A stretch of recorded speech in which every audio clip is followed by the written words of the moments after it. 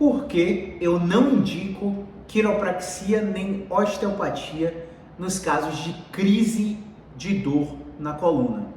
É importante salientar aqui que eu sou osteopata, eu tenho formação em terapia manual e eu pratico a terapia manual em muitos dos meus pacientes. É bem verdade que, se fosse falar de porcentagem aqui, a gente diria que 5 a 10% dos pacientes recebem alguma terapia manual em algum momento do tratamento ou em alguns casos específicos. Por que eu estou fazendo questão de salientar isso? Porque quando vocês me escutam falar de quiropraxia ou osteopatia, geralmente vocês associam como se eu fosse contra as técnicas manuais. Mas a verdade é que eu sou muito contra a aplicação equivocada dos recursos manuais, que são tão efetivos, por exemplo, para tentar reverter somações temporais e wind-ups, ou seja, escapes de dor que podem acontecer com os pacientes, inclusive na nossa frente em consultório. Então, assim, eu sou contra a aplicação equivocada da terapia manual, não contra nenhuma técnica de terapia manual. Entenda esse vídeo da seguinte maneira: quando o paciente está em crise de coluna, existem critérios de sucesso para a terapia manual e existem critérios de insucesso para a terapia manual. Por exemplo, se um paciente com crise de dor lombar irradiada para a perna, ou seja, a dor desceu para o bumbum, desceu para a coxa, ultrapassou a linha do joelho.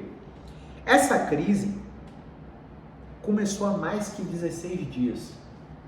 Esse paciente não tem mobilidade no quadril, rotação interna, rotação externa, Fabry, Fadir, testes provocativos no quadril são positivos, beleza?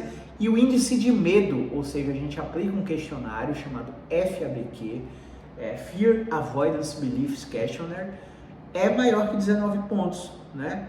Então, o Fear Avoidance Beliefs Questionnaire avalia atividade física e trabalho, gradua a pontuação de medo e evitação, que é um comportamento comum em pacientes que têm crise de dor, disfunções de descarga, tem disfunção analgésica, ou seja, o controle inibitório nocivo difuso desse paciente, traduzindo, a capacidade do sistema nervoso de controlar a dor não está íntegra e a gente tem como avaliar isso claramente em consultório através de movimentos específicos. Esse paciente tem grande insucesso para a técnica manual. Pensando em graduação, ou seja, níveis de forças do recurso terapêutico que um fisioterapeuta especialista em dor pode utilizar para controlar o seu sintoma, a gente tem o movimento onde o paciente executa sozinho, o movimento onde o próprio paciente coloca força adicional, o movimento onde o paciente coloca força adicional com auxílio de um acessório, por exemplo, um cinto, uma toalha, ou, por exemplo, o auxílio do terapeuta, a mobilização feita pelo terapeuta e a manipulação, a terapia manual manipulativa, o recurso terapêutico manipulativo, recurso de alta velocidade e baixa amplitude. Seria o maior grau de força dos recursos que temos para usar. Então, por que eu vou estimular o paciente a sair daqui achando que eu tirei a dor dele com a mão, se antes de usar a mão eu tenho 5 recursos no mínimo que a gente pode utilizar, onde o paciente sairia daqui com a percepção que, nossa, agora eu já sei o que fazer para melhorar minha dor. Eu não preciso ficar pagando ele o tempo todo. Autonomia, independência.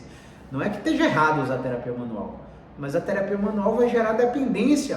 Por mais que você eduque o paciente, ele vai achar, nossa, eu gosto daquilo, é confortável, eu melhorei com aquilo. E ele vai adquirir um viés. E ele vai sempre depender de suas mãos.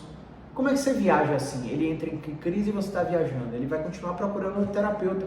E ele nunca vai ter autonomia, porque ele sempre vai estar gastando dinheiro com alguém que vai tirar a dor dele, se é que isso é possível, né? Que a gente não tira a dor de ninguém. A gente ensina o paciente a controlar a dor. Fez sentido? Então, muitos pacientes acham, pô, mas ele não usa terapia manual, ele está com preguiça de trabalhar. Meu Deus, a gente está salvando a vida do paciente. Porque é incrível o número de pacientes que saem daqui. Nossa, é só fazer isso? É só fazer isso. Como é que está seu sintoma? Nossa, 60%, 70% melhor. Só com isso. Ah, eu queria melhorar mais. Se eu mexer em você, eu posso reverter o seu sintoma. Você quer voltar para estaca zero? Quer arriscar isso? Então, os pacientes entendem quando você faz o processo de educação em dor. Psicólogos chamam de psicoeducação. E esse processo de educação em dor é o mais importante do tratamento. O paciente entender o problema, saber o que tem que fazer para não depender do terapeuta, para quando ele tiver uma crise, porque não é questão de se tiver uma crise, ele vai ter uma nova crise, porque a história natural do sintoma de dor é episódico e recorrente. Quando ele tiver de novo, ele saber o que fazer, não tem preço. Eu encontro pacientes no shopping, quando eu saio para passear, eles falam, pô, outra vez de novo. E aí? Não foi lá por quê? Não, porque eu ensinei, aquele movimento que você me ensinou realmente foi me destravando, em 3 dias eu estava muito melhor. Se eu não soubesse aqueles movimentos, Ave Maria, com certeza teria ido para emergência, feito ressonância e tudo aquilo ali. Então, essa é a grande sacada do profissional de saúde. O nutricionista, ele não quer atender você a vida inteira. Ele quer te ensinar a comer para que você faça suas melhores escolhas alimentares. O médico, ele não deveria querer te atender todo ano. Ele deveria querer avaliar você, diagnosticar você, te dar o tratamento adequado e te ensinar como fazer para evitar aquele problema de novo, para que você tenha autonomia. O educador físico, o personal trainer, não deveria querer treinar você a vida inteira.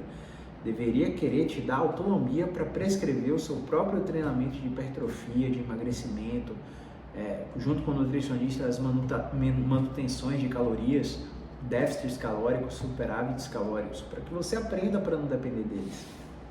Entende? O psicólogo quer te ensinar recursos de saúde mental para que você seja seu próprio terapeuta. E a linha da prática baseada em evidência, o que as pesquisas mostram é que os tratamentos que promovem autonomia, eles têm resultado muito mais duradouro do que os tratamentos em que o paciente simplesmente deita na maca e recebe um tratamento. Entende? Então, é por isso que eu não indico que na crise você vá direto para a quiropraxia ou osteopatia. Porque, inclusive, você pode sair de lá muito pior. Porque é o último grau de força de movimentação que você tem para receber. É como se você tivesse... Vamos lá, você comprou um jogo de xícaras super caro para dar de presente para sua mãe, para uma pessoa muito importante para você, para sua namorada, para sua esposa, enfim. E aí tem 6 xícaras que ela sempre quis. Você, sem querer, atrapalhado, derruba uma xícara e quebra. Tem um acesso de raiva, seu pensamento, poxa, não presto para nada, automático. Você vai lá e quebra todas as outras xícaras. Faz sentido? Pois é o que você está fazendo quando você vai direto na osteopatia e na quiropraxia. Você simplesmente não vai no primeiro degrau. Não sei se você entendeu o que eu quis falar e não sei também se essa analogia funcionou muito bem. Você não vai nos primeiros recursos que vão te dar autonomia, você não vai depender de ninguém, você deve fazer pouquíssimas sessões. Você vai direto para todas as xícaras. E aí, quando você tem um problema de novo, você não sabe o que é que te melhorou porque você não testou os degraus anteriores à terapia manual. E outra, além de poder piorar o seu quadro, você pode, por você estar nos critérios de insucesso para técnicas manuais, e muitas vezes o terapeuta manual, seja ele osteopata ou quiro, ele não sabe discernir isso, e ele tem um viés de venda. Quando você procura um especialista, ele vai te dar especialidade. Se você procura o osteopata, ele vai Qual vai ser o procedimento dele? Osteopatia. Você procura o quiropraxista, você vai receber quiropraxia. Quando você procura o fisioterapeuta especialista em dor, você não sabe o que você vai receber. Você vai receber o que é necessário para o seu quadro. Não vai ter viés ali. Entende? E se você não tiver recursos tratáveis na fisioterapia, ele vai te encaminhar para o profissional adequado para o seu problema. Entende? Quando você vai direto no acupunturista ou no massoterapeuta, o que é que você vai receber lá? Acupuntura e massagem. Quando você vai no fisioterapeuta clínico, no músculo esquelético, você não sabe o que vai receber. Você vai receber o que é necessário para você, dentre as diversas técnicas que a fisioterapia especializada em dor tem. Fez sentido? Então, se você tiver alguma pergunta, deixa aqui nos comentários, se inscreve no canal, curte, compartilha, joga nos seus grupos de WhatsApp, Story e Instagram, me marca. Me segue nas redes sociais, Facebook, Instagram, Twitter, TikTok, todas as redes sociais, porque todos os dias a gente tenta compartilhar conteúdos aqui que ajudam pessoas a não precisar passar por procedimentos cirúrgicos ou medicações desnecessários, beleza? Um grande abraço, movimento é vida.